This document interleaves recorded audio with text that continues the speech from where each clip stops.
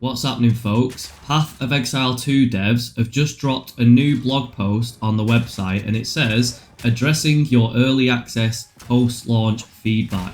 I'm having a lot of fun so far. I'm like 10 hours in. The Mercenary is really a bit of me, but I've not even read this. I've not even read the Reddit threads today, so I'm going to go through it and see what's what. So it says, hi everyone, the launch weekend has been a blast. We've really enjoyed seeing all of you get your hands on the game and finally try out the project we have been working on for so long.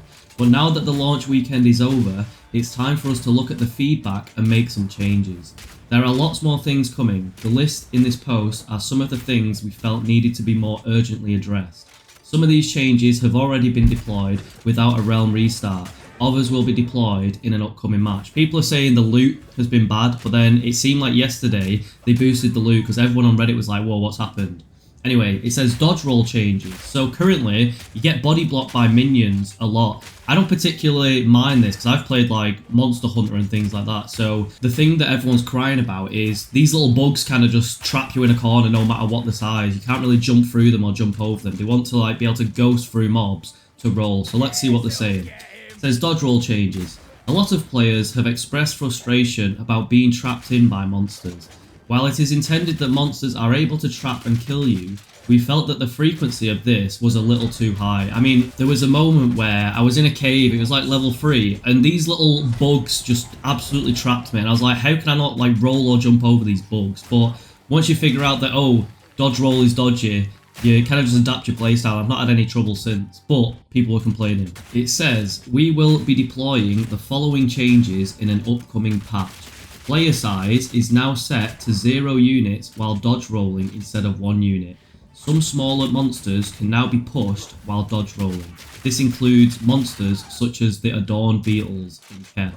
This should result in getting trapped less often. Note that you can still be trapped. A player size of a 0 can still not phase through monsters, but it can get through even the smallest gap between them. I think this is good. Like, it didn't feel that great getting trapped in a corner, but you could work around it, you could finesse it. But I like that they've changed this. It did feel a bit scummy. Checkpoint changes. A lot of players have been reporting that it can be tedious to need to retread areas of maps in order to get back to objectives that they already found. We will be deploying the following change in an upcoming patch. Clicking on a checkpoint will allow you to teleport to other checkpoints in the area that are explored in your minimap. Checkpoints have been added to all entrances and exits of zones to allow for teleportation. A checkpoint has been added to the midpoint of the first Dreadnought area. We will be making further adjustments to checkpoint positions as we continue to gather feedback. It's early access, they're making changes already, like, it's a good company, I'm really enjoying the game, and I'm enjoying the feedback and the liaising they're doing with us. So the fact that they've come out with a blog post already, decent in my eyes. Like, if you're used to Blizzard entertainment, like, you don't get this like 2 days later, put it that way. Okay, moving on, it says item changes. One of the major problems that players have been experiencing is feeling that the game is not rewarding enough. This is an area that we have to be very careful when adjusting because it's very hard to reduce drops if we increase them by too much. We have identified a few key areas that we believe will significantly improve the experience that players are having. Some people were getting mad lucky, some people weren't, so they've made some minor adjustments to make your power spikes feel less insane, I think. But I can fully understand why they've taken this measured approach. If they dropped early access and the loot was busted the other way, everyone would have sick gear and then nobody would be able to catch up to them ever. So I'd much rather start weak and grow into some insane Path of Exile 1 10 years later game than, like, do you know what I mean? Moving on, it says rare monster changes. We felt that rare monsters were not rewarding enough. This didn't affect the campaign as much because there are more unique bosses, increasing the overall amount of drops, but it's especially noticeable when playing in the endgame where unique monsters are less common. In particular, the reward that you were getting for the increased difficulty of rares wasn't lining up. We have deployed the following changes. Rarity bonus per rare mod has been doubled, 10% quantity bonus per rare mod, and then increase the chance of rare monsters inherently having more modifiers as you progress through the endgame. I've noticed a big increase in loot the other day, but then I've got further into the game and I got this helmet which gives me like 10% more luck, so I don't know. These changes will cause rare monster rewards to naturally scale up as you get to higher levels because the number of mods a monster can have increase throughout the campaign and into endgame. In addition, many other forms of map juicing will indirectly cause rare monsters to have more mods as well, increasing the rewards of these other mechanics too. Also, note the change below to make sure each map has a minimum number of rares, which will also increase the average number of rare mods and thus increasing further drops. Then it says currency changes. We felt that players were not getting enough of a certain currency either in the early game or to sustain the adding mods to maps. We have deployed the following changes. Regal Orb drop rate increased around 40%, disenchanting of 6 mod rares to give 2 Regal shards instead of 1, lesser Jewelers Orbs drop rates increased around 33%, reduce the drop rate of Chaos Orbs slightly as they are less valued and so that it doesn't consume so much of the rare currency drop pool. This causes currency such as Exalted Orbs to increase somewhat. Gem Cutter's Prism drop rates increased by 500%, and Gem Cutter's Prism now increase quality on gems by 5% instead of 1%. Then map mod changes. Like with rares, we felt that players were not being rewarded enough for the difficulty that was being added by map mods. We have significantly increased the value of all prefix map mods.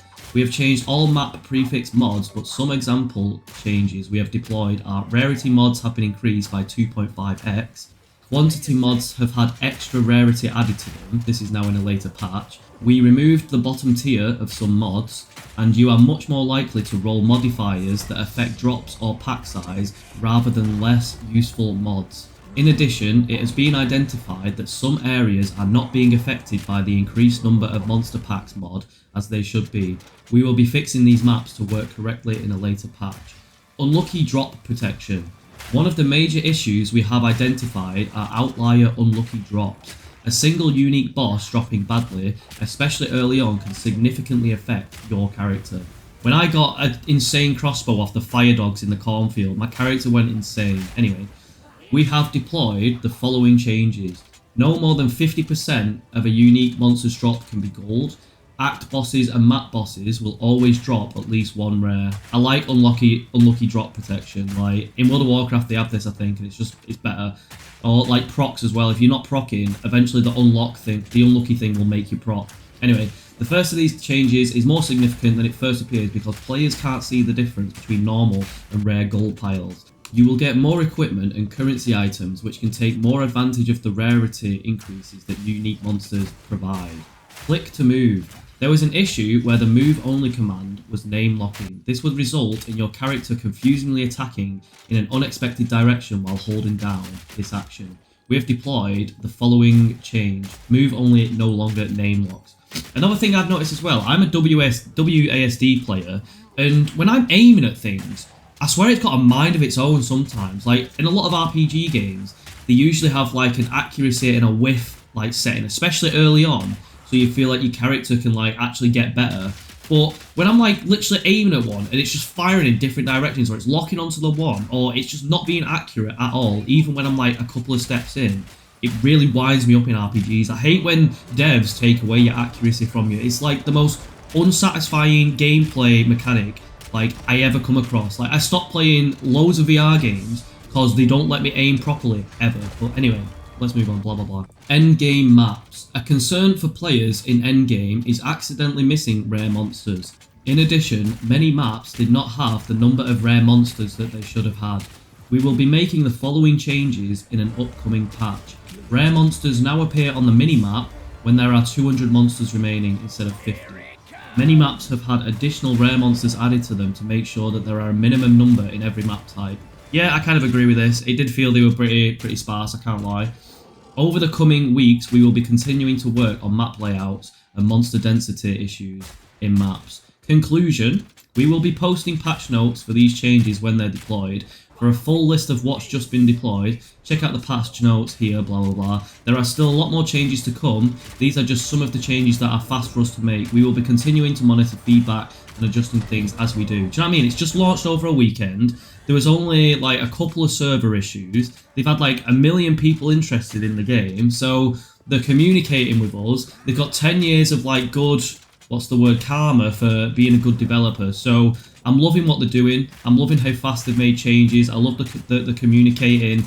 I'm still hyped. What about you? Share your thoughts and comments down below. What class are you playing? What mechanics are you enjoying? What ascension are you going? Blah, blah, blah. Engage down below. Love you all. I made a game. It's called Battle Babes. It's on Steam. It's like Uno but babes. Hasta la vista. Peace.